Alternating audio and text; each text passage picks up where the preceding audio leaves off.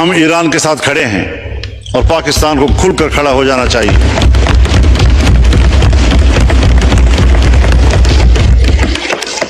السلام علیکم ناظرین، مولانا فضل الرحمان نے انتہائی اہم اور پرجوش تقریر کی۔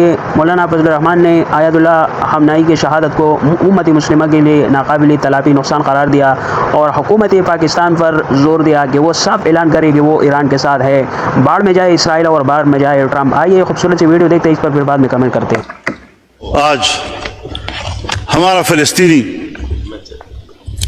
60,000 سے زیادہ شہید ہو چکا ہے، اور ابھی تک میرے مسلمان بھائی کا خون پی پی کر صہیونی درندوں کا پیاس نہیں بجھ رہا۔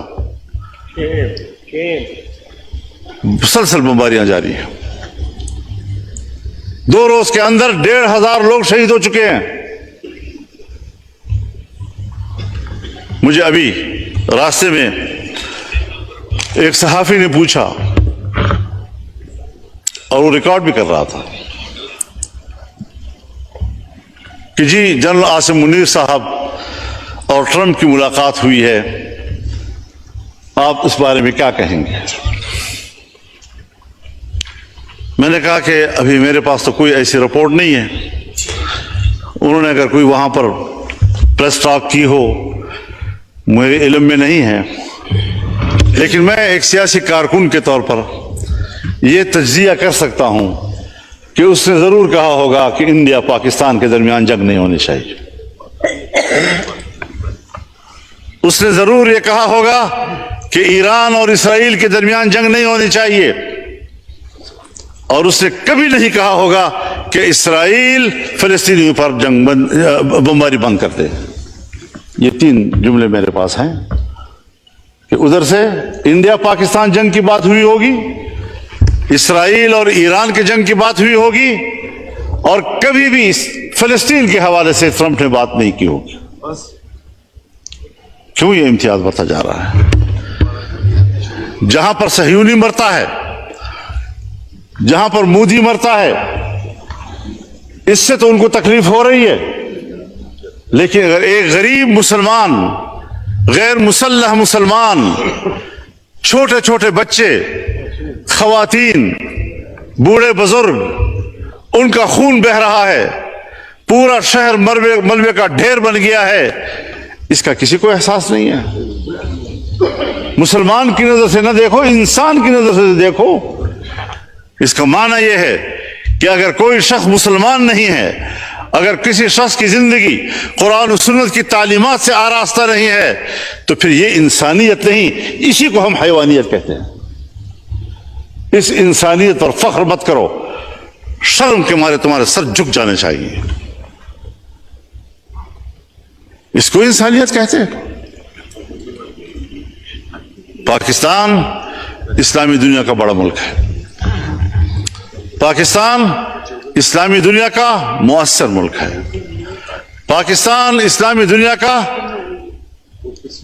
طاقتور دفاعی قوت ہے، پاکستان اسلامی دنیا کا ایٹمی طاقت ہے، پاکستان کے اندر وہ تمام صلاحیتیں موجود ہیں کہ وہ امت مسلمہ کی قیادت کرے، اور ہم ہیں کہ ملک کے داخلی صورتحال میں بھی ہم دفاعی پوزیشن میں ہیں، اور خطے کی صورتحال میں بھی ہم دفاعی پوزیشن میں ہیں۔ قیادت خاک کریں گے ہم۔ یہی پیغام اس پارلیمنٹ سے امت مسلمہ کو جانا چاہیے، OIC کو جانا چاہیے۔ بین الاقوامی اداروں کی کوئی حیثیت اب نہیں رہی۔ OIC ایک دکھاوا ہے، OIC۔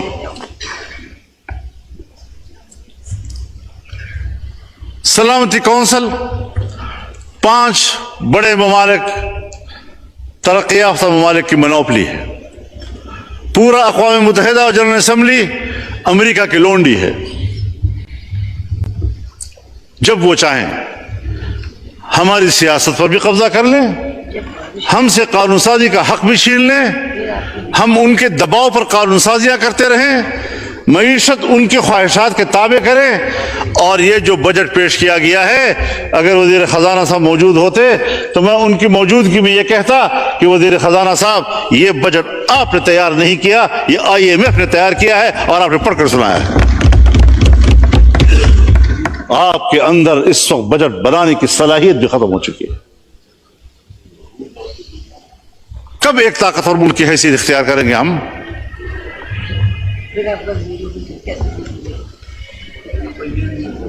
ایران اگر اسرائیل کو جواب دے رہا ہے تو ایران کے ہاتھ روکے جاتے ہیں. اگر پاکستان انڈیا کو جواب دیتا ہے تو پاکستان کے ہاتھ روکے جاتے ہیں. لیکن اگر وہ مسلمانوں کا قتل عام کر رہا ہے تو ان کو کھلی چھٹی دی جاتی ہے. ہندوستان کے مسلمان کا قتل عام ہوا اسی مودی کے ہاتھوں. یہ مسلم دشمن. اور میں ایک بات اور کہنا چاہتا ہوں دوستوں سے معذرت کے ساتھ کہ اس کو پاک انڈیا جنگ نہ کہا جائے، یہ پاک مودی جنگ تھی. کیونکہ پاکستان متحد تھا اور ہندوستان کی حکومت کو ہندوستان میں کوئی تائید حاصل نہیں تھی. وہ اکیلے ہندوتوا کارڈ کھیل رہا تھا اور ایک سرکار پاکستان پہ حملہ کر رہی تھی، اس کی اپوزیشن نے بھی ساتھ نہیں دیا، وہاں کی اقلیت نے بھی ساتھ نہیں دیا، وہاں کے سکھ نے بھی ساتھ نہیں دیا، وہاں کے مسلمان نے بھی ساتھ نہیں دیا. تو یہ صرف مودی کی جنگ تھی. تو جو اکیلے جنگ لڑے گا اور قوم ساتھ نہیں ہوگی تو یہ انجام ہوگا. اور اگر یہاں پر قوم ساتھ ہوگی، ان کی پشت پہ کھڑی ہوگی تو پھر یہ بہادری ہوگی، داد ملے گی. ہمیں خطے میں ایران کو اعتماد میں لینا ہوگا. ہم ایران کے ساتھ کھڑے ہیں اور پاکستان کو کھل کر کھڑا ہو جانا چاہیے.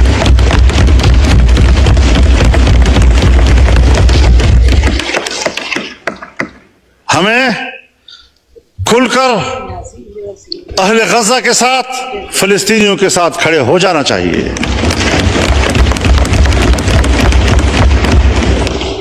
یہود ہنود یہ ایک ہیں، وہ ایک دوسرے کے اتحادی ہیں. اگر فلسطین سے آگے لبنان پر وہ حملہ کر چکا ہے، اگر وہ شام پر حملے کر چکا ہے، پرانے قبضے ایک طرف، حال ہی میں جو اس نے شام کی دفاعی قوت کو تباہ کیا ہے، عراق پہ جو کچھ گزری ہے وہ آپ کے سامنے ہے. اس کے بعد ایران، اس کے بعد اب پاکستان. تو فلسطین، لبنان، شام، عراق، ایران اور اب پاکستان، اور پاکستان کی ایٹمی قوت کو تباہ کرنا ان کا ایجنڈا ہو سکتا ہے. ادھر سے ہندوستان ہمارے لیے خطرہ ہے. ہم خطے میں خطے کے ممالک کے ساتھ انگیج نہیں ہو رہے. ہمیں وہ پالیسی بھی بنانی ہوگی. ہمیں اپنے دوست ممالک ہم سے دور ہوتے جا رہے ہیں. وہ گرم جوشی نہیں رہی ہے جو کسی زمانے میں تھی اور آج ہونی چاہیے تھی.